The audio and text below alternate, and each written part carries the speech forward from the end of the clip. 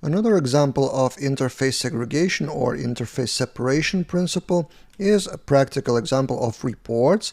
And for example, you have a report where you have report by month class for reporting, which is responsible for two things: getting the data and downloading the report.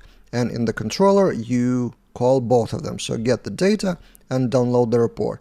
This is a pretty fictional example, but you get the idea. So two things that are responsibility of the same class, which implements the same interface, report interface, which looks good. So get the data and download.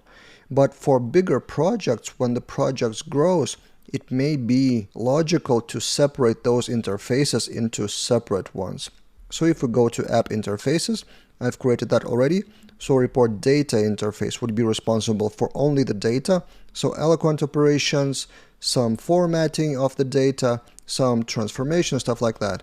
And download interface, sorry, that would be download format.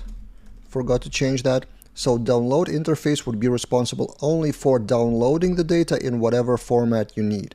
And then our report by month class would implement not report interface, but instead I've prepared that already. So we comment this out and uncomment this. Class implements two interfaces, report data interface and report download interface. What benefit does it give us? The thing that other class may be implementing only one of those interfaces. And this is what was meant in that Wikipedia initial article, that the class should not be implementing methods that it doesn't really need.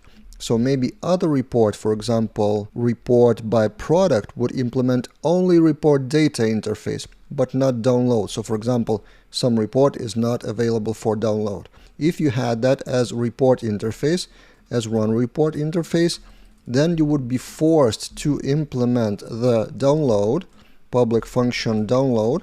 And I see that sometimes in other people's code, so download format would be necessary, but then in here you would throw new exception, report not available for downloading, available for downloading, something like that.